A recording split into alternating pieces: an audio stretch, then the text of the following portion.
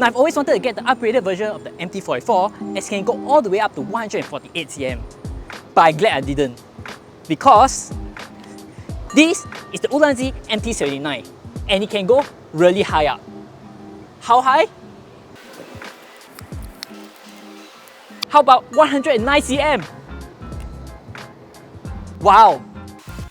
So if getting a tripod that can go as tall as Shaquille O'Neal is something that you've been thinking about, then this tripod may be for you. So why did I actually get the MT-79? Now if you watch my previous video, I actually bought this along with my Ulanzi LT-28 portable light.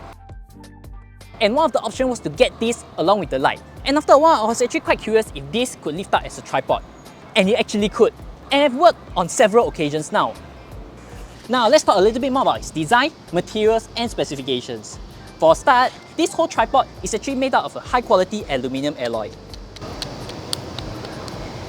And you can see there are actually no openings on it. So how do we get it open is that we actually just open it at the bottom. You can see once I open it, it seems to be very seamless. But once I close it, you can hear all these clicks. There are actually all of these little designs over here to make sure that all of these legs lock in place and does not slip out. Now, starting from the bottom, you can see its feet.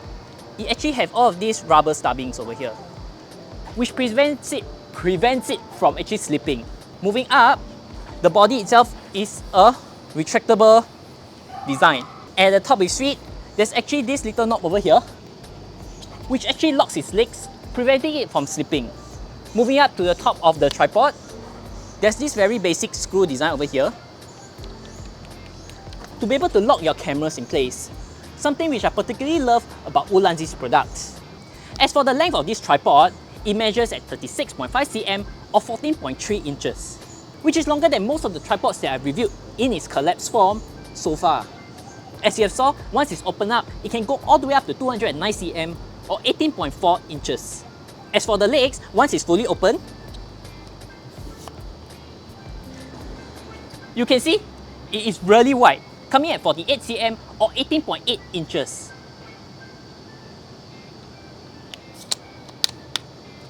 As for its weight, it's quite a little heavier than usual, coming at 108 grams or 21.7 ounce. As for its load capacity, it can't hold that much because you can see the ball head isn't exactly a ball head. You can only tilt it front or back. So the support isn't there for something that is much heavier, but it can hold up to about 1 kg or 35.2 ounce. Certainly more than enough to hold any compact or mirrorless kit lens setups.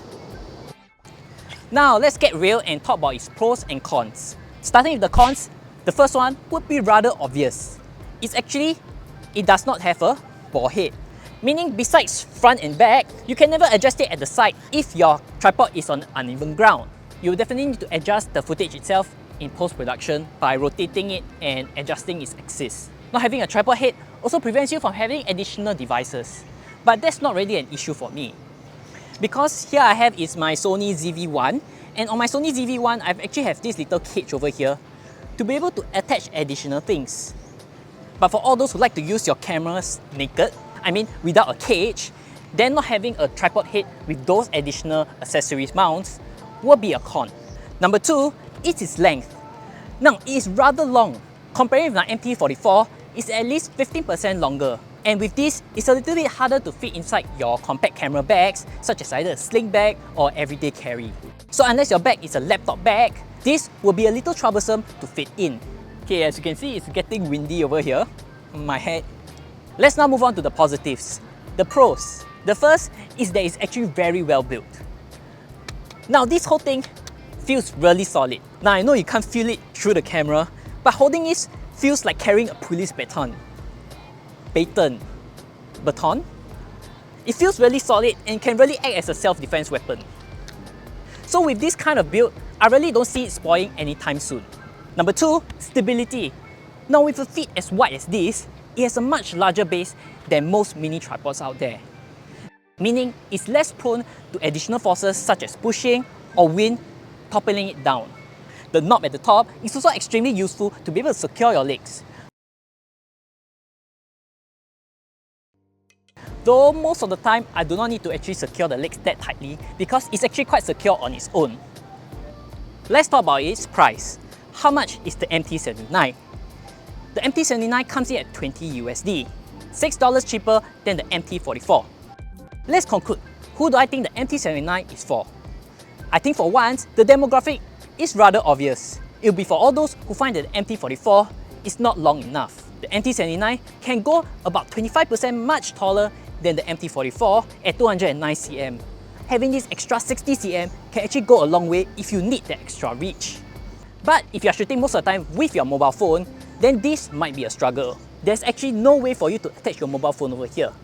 You'll need an extended mobile phone mount to be able to have your mobile phone attached. Overall, I'm really happy with this coincidental purchase. I've actually used the MT-79 more than my other tripods. Yes, even more than my MT-44. With its materials and stability, and especially its price point, it's really hard to compete with. What do you guys think? Are you now planning to purchase one? Leave me down in the comments below. If not, see you guys in the next video.